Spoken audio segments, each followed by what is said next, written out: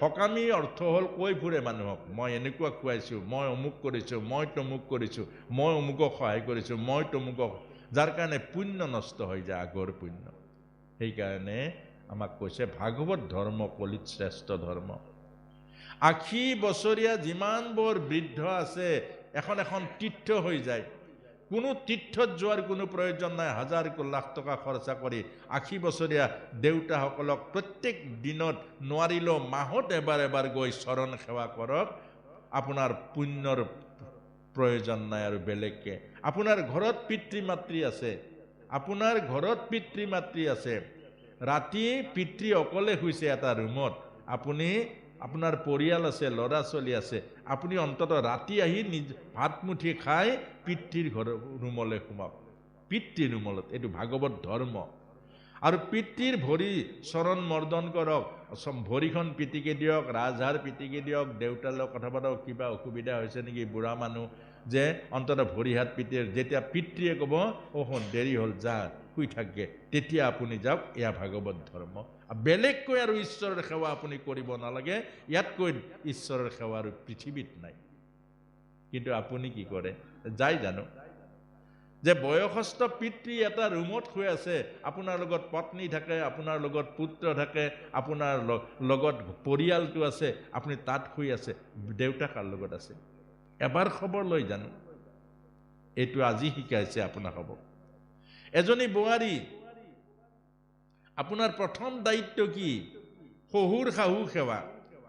যি শহুৰ আৰু শাহুৱে আপোনাৰ স্বামীক দিছে, যি স্বামী আপোনাৰ ক্ষীৰৰ সেন্দুৰ দিছে, যি স্বামী আপোনাৰ গৰ্ভত এটা সন্তান দিছে, আপোনাক মাতৃত্বৰ সোৱাদ দিছে, যাৰ ভেটিত আপুনি আজি ঘৰখন পাতিছে, সেইজন শহুৰ শাহুৰ আপোনাৰ দায়িত্ব আছে নে নাই? এইটো কথা কোনে কৈছে? উৰ্মিলা মায়ে কৈছে। উৰ্মিলা, লক্ষ্মণৰ পত্নী উৰ্মিলা, লক্ষ্মণক জ্ঞান দিছে, স্বামী আপুনি যাওক, 14 বছৰহে, 14 বছৰ এদিন গুচি যাব, আপুনি মোৰ কথা চিন্তা নকৰিব, মই মাত্ৰ সুযোগ দিয়ক। যি শহুৰ শাহুৰ পৰা তোমাৰ নিচিনা স্বামী পাইছোঁ, আৰু সেই শহুৰ শাহুৰ মই 14 বছৰ সেৱা কৰিম, 14 বছৰ তেওঁলোকৰ সেৱা কৰিম, তাৰ পাছত এদিন আকৌ তুমি ঘূৰি আহিবা। এইবোৰ ভাৰতীয় শিক্ষা, এইবোৰ আমাৰ আধ্যাত্মিক জীৱনৰ শিক্ষা, এইবোৰ কথা কৈছে। এইবোৰ আমি কৰিব পাৰোঁ। এতিয়া ডাঙৰ যজ্ঞ কৰিব পাৰিব জানো? নোৱাৰে। এইবোৰ কিন্তু পাৰোঁ। আৰু সেইকাৰণে আজিৰ ভাগৱতে আমাক এইটো জ্ঞান দিছে, অতিথি অতিথি দেৱ ভৱ। অতিথি কাৰণে এতিয়া আই মাতৃসকলে আজিকালি অতিথিটো ভাল নাপায় বাৰু। কেলে ভাল নাপায়? চব আজিকালি মোবাইলত ব্যস্ত। এতিয়া মোবাইলত চাই আছে চিৰিয়েল, সেই সময়ত কোনোবা গাঁৱৰ এজন অতিথি গ'লে গালিহে খাব। এই বুঢ়া মানুহবিলাকৰ কাম নাই, যেতিয়া তেতিয়াই আহিবলৈ অমুক তমুক, এইবোৰহে হ'ব। কিন্তু সেইটো নহয়। আজি আপোনাসৱক এই জ্ঞানটো ভাগৱতে দিছে যে আপোনাসৱে আজিৰ পৰা সদায় মনত ৰাখিব, এই চোতাল যে ঝাৰু মাৰে, পদূলিলৈকে ঝাৰু মাৰিব লাগে। পদূলি ঝাৰু মাৰেনে নাই আপোনাসৱে? হে মাৰেনে? আচ্ছা, পদূলি ঝাৰু মাৰোতে কি ভাবে, কি কয়, কি আশা কৰে? এইটো নাজানে না? পদূলি ঝাৰু মাৰোতে সদায় আশা কৰিব লাগে, হে ভগৱান, আমাৰ গৃহলৈ এজন অতিথিয়ে পঠিয়াই দিবা প্ৰভু, আমাৰ ঘৰখনত দুখবোৰ যাতে দূৰ হয়। অতিথি সেৱা নহ'লে এখন শ্মশান খালী। যিখন ঘৰত অতিথি নাযায়, যিখন ঘৰত অতিথি সেৱা নাই, সেইখন ঘৰক মানে শ্মশান খালী বুলি কৈছেগৈ। তাত কোনো পুণ্য নাথাকে, তাত কোনো আধ্যাত্মিক সুখ নাথাকে। সেইকাৰণে পদূলি যে সুন্দৰকৈ সাৰে, আৰু পদূলি সাৰোতে সেই ভাৱনাটো আনিব লাগে যে প্ৰভু অতিথি এজন পঠিয়াবা, প্ৰভু অতিথি সেৱাটো। এই কথাটোৱে আজিৰ পৰা আপোনাক সবে আচৰিত পাব। আমি যে কৰবাত যাওঁ, ওচৰৰ মানুহে কেতিয়াবা কান্দি যায় যে প্ৰভু নামঘৰৰ ওচৰত আমাৰ ঘৰবোৰ ইমান ঘৰ আছে, আপুনি ইমান দূৰত কেনেকৈ থাকে? ইমান দূৰত কোনোবা এজনে থাপ মাৰি আপোনাক লৈ যায় যে নামঘৰত কিমান থাকে, অৰ্থাৎ চবৰ ঘৰত অতিথি নাযায়। মনত ৰাখিব, কেলে কল্পনা কৰা নাছিলে ভগৱান কৃষ্ণ বিদুৰৰ ঘৰত থাকিব। দুৰ্যোধনে কিমান বৰ আয়োজন কৰিছে কৃষ্ণ থাকিব, কিন্তু ভগৱান কৃষ্ণ বিদুৰৰ ঘৰলৈ গ'ল। সেইকাৰণে আজিৰ পৰা আপোনাক সবে পদূলি, বহুতে আকৌ অতিথিক ভয় কৰে, ভয় কৰা সকলে নাখাৰিব, নক'ব আকৌ যে ভগৱানক খাটিব অতিথি, অতিথি দেৱ ভৱ। অতিথি যাৰ ঘৰত যায় বহুত পাপ, বহুত কষ্ট, বহুত দুখ লৈ যায় মনত। অৰ্থাৎ গংগাই ভয় কৰিছিলে যে যে প্ৰভু মোক পতিত পাৱনী শক্তি দিলা, কোটি কোটি পাপী আহি মোক স্নান কৰিব, পাপৰ বজা জানো মই বব পাৰিম? তেতিয়া ভগৱানে কৈছে অকল পাপীয়ে নাহে, তাত মহাভাগৱত আহিব, আৰু মহাভাগৱতে তোমাৰ সমস্ত পাপ দূৰ কৰিব। ঠিক আপোনাৰ মোৰ ঘৰতো, আপোনাৰ মোৰ ঘৰত জানি নাজানি আমি বহুত অপৰাধ কৰোঁ, কৰিব নালাগা কাম আমি বহুত কৰোঁ, খাব নালাগা বহুত বস্তু খাওঁ। সেইকাৰণে গৃহস্থীৰ দোষবোৰ, কুটিবোৰ, গৃহস্থীৰ অপৰাধবোৰ অতিথিয়ে দূৰ কৰে। অতিথিয়ে, ভগৱান কৃষ্ণৰ এটা নাম হৰি। কেলে হৰি? ভকতৰ পাপবোৰ হৰণ কৰে কাৰণে তেওঁৰ নাম হৰি। অৰ্থাৎ তেওঁৰ ভক্তৰ যিবোৰ পাপ কৰে, নাজানি নাজানি ভক্তই কিছুমান পাপ নকৰে জানো প্ৰভু? এই আপোনাৰ মোৰ আমাৰ পাপবোৰ তেওঁ গুচাবৰ কাৰণে নাম ধৰিছে হৰি। গতিকে আপোনাক মোকো এই কথাটো কৈছে। এতিয়া তাৰ পাছতে তৃতীয় শ্লোক,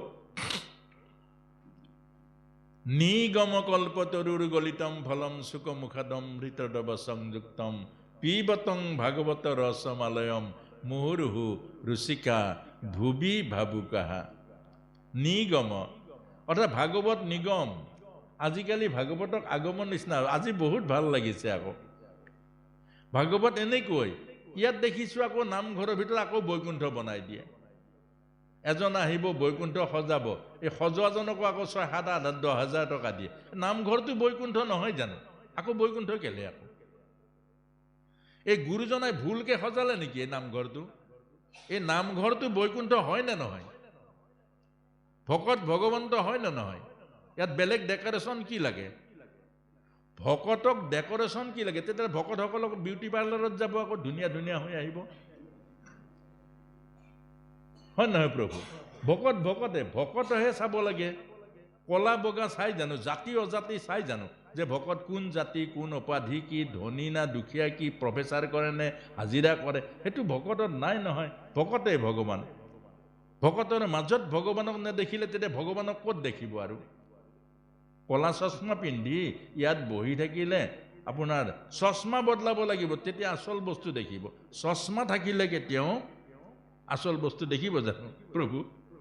কলা চশমাযোৰ পিন্ধি থাকিলে চব কলা দেখিব। সেইকাৰণে আমাক বুজাইছে যে নামঘৰ গুৰুজনাই দিছে বৈকুণ্ঠ, যে শুদ্ধ বৈকুণ্ঠ আনি আমাৰ স্থূল বৈকুণ্ঠ ইয়াত দিলে। ভকত তাৰ বৈকুণ্ঠৰ পাৰিষদসকল। এতিয়া যদি ভকত বহা, এই ভকতক পাৰিষদ বুলি নধৰি যদি ইয়াত মূৰ্তি ৰখাই থৈ দিয়ে, তেতিয়া চাব আপুনি মূৰ্তিত চাকি জ্বলাই ভকতক সেৱা নকৰে। য'ত মূৰ্তি আছে তাতে মূৰ্তি থাকক, য'ত ভকত মূৰ্তি তাত। এতিয়া বৃন্দাবনত গ'লে আপুনি বা এই আপোনাৰ জগন্নাথ মহাপ্ৰভুত তাত গ'লে ভকত সেৱা কৰে জানো? তাত মূৰ্তি সেৱা কৰিব। জগন্নাথ মহাপ্ৰভু মূৰ্তি ৰূপে আছে। আমাৰ নামঘৰত আহিলে কি হ'ব? ভকত সেৱা কৰিব। ইয়াত ভকতৰ স্থান। ভকতৰ তত্ত্বটোতো বুজি পাব লাগিব। ভপদে ভগৱন্ত ভৱ বিমোচন ভজন ভক্তিত পূৰ্ণ হোৱন্ত সিজন। ক পদে কৃষ্ণৰূপ পবিত্ৰ পৰম আত্মা সমস্তক দেশন্ত কৃষ্ণ সম। ত পদে তৰণৰ উপায় শৰণ হৃদয় পদ্মত ধৰে কৃষ্ণৰ চৰণ। এইজন ভকত জানিবা নিশ্চয় নিজে তৰি পুৰুষক উদ্ধাৰ কৰে। এতিয়া ভকতৰ তত্ত্বটো জানিব লাগিব। ভকতৰ তত্ত্ব, এতিয়া ভকতৰ তত্ত্ব জানিবলৈ বুজিবলৈ এইবোৰ ব্যাখ্যা নহয়। এতিয়া ভকতৰ তত্ত্বটো হাজৰিকীয়া, শইকীয়া, দাস, বৰা নামঘৰবোৰো এতিয়া এনেকুৱা এটা হৈছে, এইটো হাজৰিকীয়া নামঘৰ, এইটো শইকীয়া নামঘৰ, এইটো দাসৰ নামঘৰ। এতিয়া ভগৱানৰ হাজৰিকীয়া, ভগৱানৰ শইকীয়া, ভগৱানৰ দাস হৈ গ'ল। কিন্তু নামঘৰ হ'ব লাগিছিলে শ্ৰীমন্ত শংকৰ গুৰুজনাৰ নামঘৰ। আমাক গুৰুজনাই দিয়া নামঘৰটো, গুৰুজনাৰ নামটো প্ৰায় নোহোৱা হৈ থাকিলে। গুৰুজনাই কৈছে যে নামঘৰত চিন কি? ভকত, আকাৰ উকাৰ একো নাই। আৰু সেই ভকত হ'ল আকাৰ উকাৰ একো নাই, গাঁঠি নাই, চিধা চিধি, সেইকাৰণে তিনিখন বস্ত্ৰ, গাঁঠি নোহোৱা বস্ত্ৰ, এয়াই ভকত। ভকতৰ কোনো জাতি নাই। তাৰ পাছতে মাজত বহিলে আচাৰ্য। আচাৰ্যৰ কি জাতি আছে জানো? আচাৰ্যৰ জাতি আছে জানো? এইফালে পাঠেক বহিলে, পাঠেকৰ জাতি আছে জানো? প্ৰসাদৰ শৰাই অৰ্চন কৰিলে দেউৰী জাতি আছে জানো? তে জাতি বৰ্ণ নোহোৱা এখন সমাজেহে বৈকুণ্ঠৰ হ'ব।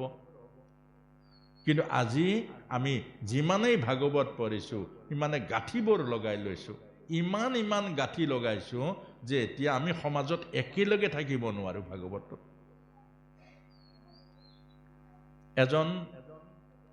এজন গাঁৱৰ বৰ সন্ত আছিলে। তেওঁ এবাৰ গুৰু এজনক সুধিলে যে প্ৰভু, মই আমাৰ সমাজখন লগ ল'ব লাগে, সমাজখন কেনেকৈ লগ লগাওঁ? সমাজখন বিভিন্ন ভাগে ভাগ হৈ আছে, আমি একেলগে একেমুঠ কৰি আনিব লাগে। তেতিয়া ক'লে তুমি এটা কাম কৰা, তুমি এটা মন্দিৰ বনোৱা, বিষ্ণু মন্দিৰ। আহিলে ডাঙৰ মিটিং এখন দিলে। দি পেলাই ক'লে, কাৰণ সেইজনে তেওঁক বুজাই দিলে বিষ্ণু মানে সকলোৰে মূল আধাৰ বিষ্ণু, বিষ্ণুৰ পৰাই ব্যাপ্ত হৈছে, বিষ্ণুৰ পৰাই গোটেই জগতখন সৃষ্টি হৈছে। তে বিষ্ণু এক তত্ত্ব, গতিকে বিষ্ণু মন্দিৰ বনোৱা। তেতিয়া তেওঁ যেতিয়া ডাঙৰ মিটিংখন পাতিলে তেতিয়া সুধিলে, তেতিয়া ক'লে যে বিষ্ণু মন্দিৰ আমি এটা পাতিব লাগে, চবে লগ লাগিবলৈ। বিষ্ণু মন্দিৰ বনালে নহ'ব ন, শিৱ মন্দিৰটো নহ'লে আমিতো আহিব নোৱাৰোঁ। আমি শিৱৰ সাধনা কৰোঁ, শৈৱসকল। তেতিয়াহ'লে মই আকৌ গুৰুজনাৰ ওচৰত যাব লাগিব। এইটো বিষ্ণুৰ হেৰিত লগ নালাগে, বোলে লগ লাগিব নোৱাৰোঁ। আকৌ গুৰুজনাৰ ওচৰত গ'ল, যাই ক'লে এতিয়া লগ নালাগে নহয় প্ৰভু, এতিয়া কি কৰিম? তেতিয়া এটা কাম কৰা, এইটোতো শিৱ মন্দিৰ বনালে আকৌ দুৰ্গা মন্দিৰ বনাবলৈ ক'ব, কাৰণ শাক্তসকল আছে। গতিকে কাম এটা কৰা, তুমি নামঘৰ এটা বনাই দিয়া, নামঘৰত চব লগ লাগিব। কেলে গুৰুজনাই চব নামঘৰত লগ লগাইছিলে। নামঘৰত আহিলে আৰু আহি ডাঙৰ মিটিং এখন পাতিলে। নামঘৰ এটা বনাবৰ কাৰণে উপায় এটা চিন্তা কৰিলে, যে নামঘৰৰ প্ৰস্তাৱটো দিলে, চব আহিলে। তাৰপাছত সুধিলে কোন খেলৰ নামঘৰ হ'ব? খেলৰ নামঘৰ নাই নহয়, গোটেই নামঘৰে ভাগ বোলে সেনেকে নহ'ব নহয়, এইটো কোন খেলৰ হ'ব নামঘৰ, সেইটো হ'ব লাগিব নহয়। আমাৰতো ইয়াত বহুতকেইটা খেল আছে। বোলে মই আকৌ গুৰুজনাৰ ওচৰত যাব লাগিব। আকৌ গুৰুজনাৰ ওচৰত এনে কেইবাবাৰো অহা যোৱা কৰি শেষত গুৰুজনাই এটা কাম কৰিলে, হেৰা তুমি মানুহ লগ লগোৱা উপায় এটা মই তোমাক দিব পাৰোঁ, সেইটোৱে কৰা তুমি। বোলে কি? বোলে ধাবা এখন বনাই দিয়া। কেলে নামঘৰত আহিলে অমুকৰ হাতে খাওঁ, তমুকৰ হাতে খাওঁ, এই নানা ধৰণৰ সমস্যা।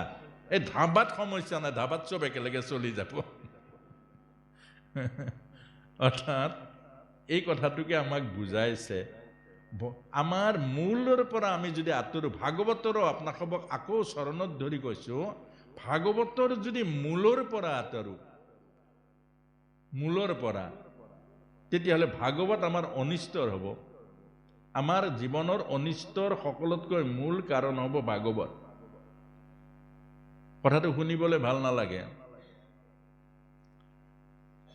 এজন মানুহে ব্যৱহাৰিক জীৱনত পালন নকৰা অবৈষ্ণৱৰ মুখেৰে যদি ভাগৱত শুনে, সাপৰ বিষতকৈও ভয়ংকৰ বুলি চৈতন্য মহাপ্ৰভুৱে কৈছে চৈতন্য চৰিত্ৰামৃতত। কেলে যি ব্যৱহাৰিক জীৱনত বৈষ্ণৱ ধৰ্ম আচৰণ নকৰে, যি ব্যৱহাৰিক জীৱনত ভকতি ধৰ্ম আচৰণ নকৰি অকল আনক কথাবোৰ ক'বলৈ যত্ন কৰে, আৰু তেওঁৰ মুখেৰে কথা শুনিবলৈ মানা কৰিছে। তেওঁৰ মুখৰ কথাত, অৰ্থাৎ সাপৰ বিষ খালে এজন মানুহ মৰে, আৰু তেওঁৰ সেইজনৰ কথা শুনিলে 1000জন মৰিব। এতিয়া আকৌ এই কথাটো যে যে ভাগৱতক যদি অপব্যৱহাৰ কৰে তেতিয়া আমি সমাজখন মৰিব। কেনেকৈ মৰিব? এই উদাহৰণটো দিছে শ্ৰীমদ ভাগৱতৰ 10ম স্কন্ধৰ 11 ঠিক 10ম স্কন্ধৰ 11 সমাপ্ত হৈছে এই কথাটোৰ। ভগৱান কৃষ্ণ আহিছে আধ্যাত্মিক জীৱন দিবৰ কাৰণে, ভগৱান কৃষ্ণ আহিছে ধৰ্ম প্ৰতিষ্ঠা কৰিবৰ কাৰণে। কিন্তু শেষত গৈ যদুবংশই ভগৱান কৃষ্ণক বুজি নোপোৱা হৈ গ'ল। যদুবংশই যেতিয়া ভোগৰ মাজত ঢাপলিয়ালে, যেতিয়া যদুবংশৰ সাম্ব আদি এইসকল অহংকাৰীৰ অভিমানী হৈ গ'ল, কৃষ্ণক ঈশ্বৰ নেদেখা হৈ গ'ল, তেতিয়া ঈশ্বৰেই মাৰিব লগা হৈ গ'ল এই যদুবংশটোক। গতিকে আমাক এই কথাটোকে কৈছে যে ঘৰত যদি পিতৃ আছে, উদাহৰণ চাব আৰু এই কথাখিনি খুব বুজিবলৈ যত্ন কৰিব, নুবুজিলে আকৌ বিপৰীত দেখিব। ঘৰত আপোনাৰ ঘৰত 80 বছৰীয়া দেউতা আছে, আপুনি দেউতাক সদায় সেৱা কৰক, আশীৰ্বাদ পাব। দেউতাক সুখী কৰি ৰাখক, অন্তৰৰ হৃদয়ৰ পৰা আশীৰ্বাদ দিব। আপুনি দেউতাক কষ্ট দিয়ক, আপোনাক অভিশাপ দিবৰ কাৰণে আৰু বেলেগ নালাগে মানুহ। প্ৰতিদিন আপোনাক অভিশাপ দিব, আত্মাই কষ্ট পাব। আত্মাই যেতিয়া পিতৃয়ে কষ্ট পাব, হুমনিয়া আহিব, এটা এটা হুমনিয়া আহি আপোনাৰ ভৱিষ্যত সংসাৰ জ্বলাই দিব। পিতৃয়ে কাল হ'ল নে নহ'ল কওক? আপোনাৰ 80 বছৰীয়া পিতৃক যদি আপুনি বজাৰৰ পৰা প্ৰথম পিতৃৰ কাৰণে বজাৰ এটা কৰে, বজাৰৰ পৰা আহি প্ৰথম পৰিবাৰক সোধে দেউতাই খালেনে? প্ৰথম প্ৰশ্ন, দেউতাই খালেনে? আপুনি যদি বজাৰৰ পৰা আহি এই ভাত দিয়া ভাত দিয়া ভাত দিয়া, আপুনি খালে, দেউতাৰ কথা সুধিলে জানো? নুসুধিলে। দেউতাৰ মনত সেই কথাটো লাগিব যে এদিন মই সি নোখোৱালৈকে মই ভাত নাখাইছিলোঁ, সি কিবা কাৰণত শুই থাকিলে মই তাক জগাই হ'লেও কোলাত লৈ হ'লেও খুৱাইছিলোঁ। আজি সি বজাৰৰ পৰা আহি মোক এবাৰ নুসুধিলে, দুগালেৰে চকু পানী ওলাব। আৰু এই দুগালৰ চকু পানীয়ে আপোনাৰ জীৱনত ভয়ানক এটা প্ৰভাৱ পেলাব। আৰু সেইকাৰণে আমাক পজিটিভ আৰু নিগেটিভ দুইটা বস্তু একেলগে আছে। ভগৱানো পজিটিভ নিগেটিভ। কেলে? এফালে ভগৱান জন্ম পাইছে, এফালে যোগমায়া জন্ম পাইছে, একেলগে জন্ম পাইছে। আপুনি ভগৱানৰ ফালে যদি মুখ নকৰে, মায়াই আপোনাক ঈশ্বৰ বিমুখ কৰি দিব। কলৈ লৈ যাব? এদিন আপুনি ঈশ্বৰৰ অস্তিত্ব স্বীকাৰ নকৰিব। এনেকুৱা এই কথাটোকে আমাক বুজাইছে। অৰ্থাৎ যিকোনো বস্তুৰ দুটা ক্ৰিয়া আছে। সেইকাৰণে আমি ভালটো ল'ব লাগে যে পিতৃৰ পৰা আশীৰ্বাদো আছে, অভিশাপো আছে। আছে নাই প্ৰভু? সেইকাৰণে আমাক ভাগৱতে জ্ঞানখিনি এইটোৱে দিছে, দুইটা পজিটিভ নিগেটিভ দুইটাকে বুজাবলৈ দিছে। আমি যাতে নিগেটিভটো নিগেটিভ, বি পজিটিভ, নিগেটিভ, একেবাৰে নিগেটিভটোলৈ কেতিয়াও যাব নালাগিব। যে টকা পইচা লোকচান হওক আপত্তি নাই, কিন্তু আপোনাৰ জীৱনত কেতিয়াও অভিশাপ আনিব নালাগিব। যদি আপোনাৰ জীৱনত কিবা কাৰণত পিতৃৰ অভিশাপ আহিলে, মাতৃৰ অভিশাপ আহিলে, কোনোবা বয়োজ্যেষ্ঠ ভকতৰ অভিশাপ আহিলে, তাৰ পৰা হাত সাৰিব নোৱাৰে আপুনি। অম্বৰীশ মহাৰাজৰ একাদশী ব্ৰতত সেই কাহিনীটো ভাগৱতত দিছে। দুৰ্বাসাৰ নিচিনাজনেও কিমান দৌৰিব লগা হ'ল, সেইকাৰণে আমাক বুজাইছে। আৰু এতিয়া ভাগৱত হ'ল নিগম। আকৌ কথাটো আমি 3য় শ্লোকলৈ আহিছোঁ। নিগম মানে হ'ল সংসাৰৰ পৰা ওলাই যোৱা, মায়াৰ পৰা মুক্ত হোৱা। ভাগৱত হ'ল এৰা। কি এৰা? সংসাৰ এৰা, ভোগ এৰা, ভোগৰ ফালে পিঠি দি যোগ কৰা। ভাগৱত হ'ল সংসাৰৰ ফালে পিঠি দি ঈশ্বৰ সেৱাটো বঢ়োৱা, ঈশ্বৰৰ নাম লোৱা, ঈশ্বৰৰ আশ্ৰয় লোৱা, ঈশ্বৰৰ আশ্ৰয়তে থকা। ৰাতিপুৱা গৈ প্ৰভু ভগৱন্তৰ চৰণতে যে প্ৰভু পৰিয়ালটো আহিছোঁ তোমাৰ ওচৰত, প্ৰভু পৰিয়ালটো তোমাৰ চৰণতে আছোঁ, প্ৰভু তুমি ৰাখিবা। সুখে দুখে, আজি সুখৰ খবৰ হ'ল, প্ৰথম প্ৰভুৰ ওচৰত যাওক, প্ৰভু কওক যে প্ৰভু ল'ৰাটোৱে এটা ভাল খবৰ লৈ আনিলে, মই জানো এইটো তোমাৰ কৃপা, আৰু তোমাৰ ইচ্ছা নহ'লে, তোমাৰ কৃপা নহ'লে মোৰ এইটো কেতিয়াও সম্ভৱ নহ'লহেঁতেন। এটা দুখৰ খবৰ আহিলে, প্ৰভু মোক বলৱান হ'বলৈকে, মোৰ ধৈৰ্য পৰীক্ষা কৰিবৰ কাৰণে এইটো তুমি মোৰ ব্যৱস্থা কৰিছা। আৰু এই মোক বল দিবা, মোক শক্তি দিবা, যাতে মই এই ধৈৰ্য নেহেৰুৱাওঁ আৰু সেই বস্তুবোৰ প্ৰভুৰ চৰণত যাওঁ। প্ৰভু আমাৰ গাৰ্জেন, প্ৰভু আমাৰ অভিভাৱক, প্ৰভুৱে আমাৰ জীৱন দিছে, প্ৰভুৱে আমাক জন্ম দিছে, প্ৰভুৱে আমাৰ জন্মৰ আগত মাতৃস্তনত দুগ্ধ দিছে। গতিকে এইটোৱে আমাক বুজাইছে। নিগম নিগম নিগম কল্পতৰুৰ গলিতম ফলম সুকমুখাদমৃত দ্ৰৱ সংযুক্তম। আৰু এই কথাটো পুনৰ কৈছে, এজন সুখস্বৰূপ বৈষ্ণৱৰ পৰাহে ভাগৱত শুনিব। আকৌ কৈছো এই কথাটো, সুখস্বৰূপ বৈষ্ণৱৰ পৰা। আমাৰ দুটা আছে, এটা হ'ল পূজাৰী, এটা হ'ল বেপাৰী। পূজাৰী আৰু বেপাৰীৰ মাজত পাৰ্থক্য আছে। গতিকে এই বেপাৰী হ'ল ব্যৱসায় ভিত্তিত যিকোনো কাম কৰিব পাৰে, আৰু পূজাৰীয়ে হ'ল ব্যৱসায়ত নকৰে, সংস্কৃতি ৰক্ষাৰ কাৰণে, সংস্কৃতি সুন্দৰ কৰিবৰ কাৰণে, সমাজ সুন্দৰ কৰিবৰ কাৰণে পূজাৰীসকলে ভগৱানৰ এই পূজাৰী বা ভগৱানৰ কথাবোৰ কয়। এজন ভকত আপোনালোকে চাবচোন, গোটেই জীৱনটো বিলাই দিয়ে, শ্ৰীমন্ত শংকৰ গুৰুজনাকে আদি কৰি, মাধৱ পুৰুষকে কৰি, আতসকলকে আদি কৰি। এইটো কথা, এটা হ'ল পূজাৰী, এটা হ'ল বেপাৰী, এটা হ'ল দাম দৰ, এটা হ'ল শ্ৰদ্ধা আৰু ভক্তি। গতিকে এই কথাটোকে আমাক বুজাইছে। এতিয়া সেইটোকে কৈছে নিগম। যদি আপুনি দাম দৰ কৰে আগমলৈ আহিব, যদি সেৱা কৰে নিগমলৈ আহিব। এটা হ'ল সেৱা, এটা হ'ল বেচা কিনা। এতিয়া এই কথাটোকে আমাক বুজাইছে, দুটা তত্ত্ব। নিগম কল্পতৰুৰ, কল্পতৰু মানে নিগম ইতি বেদ। আমাৰ বেদ হ'ল কল্পতৰু। বেদত যি বিচাৰে তাকেই পাব। বেদত যি বিচাৰে তাকেই পাব। ধৰ্ম পাব, অৰ্থ পাব, মোক্ষ পাব, কাম পাব। আনকি পঞ্চম পুৰুষাৰ্থ ভক্তিও বেদৰ পৰা আহিছে। বেদৰ বিত্ত নাৰায়ণ আছে, আৰু সেই বেদৰ বিত্ত, বেদৰ মূল তত্ত্ব যে নাৰায়ণ, এইটো পাহৰি, এইটো এৰি ব্যাসদেৱে এই শাস্ত্ৰবোৰ লিখিছিলে। আৰু শেষত গৈ ক'লে, তুমি বেদৰ মূল তত্ত্বটো তুমি বাদ দি, অৰ্থাৎ জীৱনৰ মূল ঈশ্বৰক বাদ দি, জীৱনৰ মূল ঈশ্বৰ সেৱাক বাদ দি, জীৱনৰ মূল ঈশ্বৰৰ যোগক বাদ দি মুক্তি কেনেকে হ'ব? মুক্তি সোণৰ শিকলি পিন্ধিব পাৰা, কিন্তু বন্ধন, সোণৰ শিকলিতো বন্ধন একেই, ৰূপৰ শিকলিৰ বন্ধন একেই, তামৰ শিকলিৰ বন্ধন একেই, ৰছীৰ বন্ধন একে। বন্ধনটো বন্ধনে হয়। টোপনি, যদি সোণৰ পালেঙত শুই টোপনি নাহে, তেতিয়া সোণৰ পালেঙৰ মূল্যটো কি থাকিলে বাৰু? কি মূল্য আছে? এই কথাটোকে আমাক বুজাইছে। নিগম কল্পতৰুৰ গলিতম ফলম সুকমুখাদম মৃতদ্ৰৱ সংযুক্তম পিবতং ভাগৱত ৰসমালয়ম মুহুৰ্হু ৰুচিতিকা ভুবি ভাবুকাহা। অৰ্থাৎ প্ৰতিটো ভক্তিৰ ছাল বাকলি আছে। কেলে? ল'ৰাক ভাল পাই সি পইচা দিব, ল'ৰাক ভাল পাই সি মুখাগ্নি কৰিব, পিণ্ড দিব, ছোৱালীক ভাল পাই তাই কাম কৰি খুৱাব, পত্নীক ভাল পাই সেৱা কৰিব, মাটিক ভাল পাই ভৱিষ্যত খেতি দিব। এই বাকী সংসাৰৰ ভাল পোৱাবোৰ, সংসাৰৰ ভক্তিবোৰত বাকলি আৰু সিঠা ছাল গুটি চব আছে।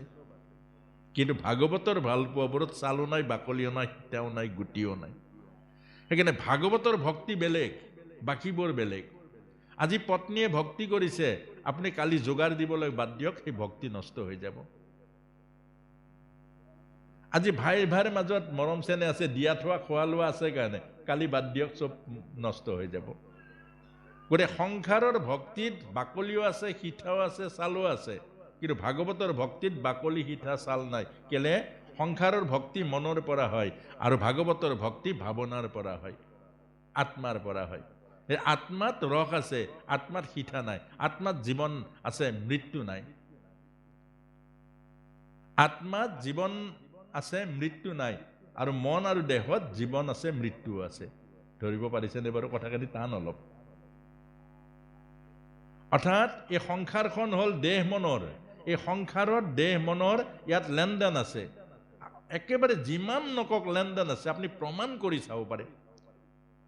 অলপতে আপোনালোকে দেখিছে যে ডক্তৰ এজনক একেবাৰে শেষত দেউতাকে মাতিছিলে, যে তোমাক মোৰ শেষত চাই পেলাই যাবলৈ মন আছে, গতিকে মোৰ শেষ অৱস্থা পাইছে, অকণমান তুমি মোক দেখা দিবা নেকি?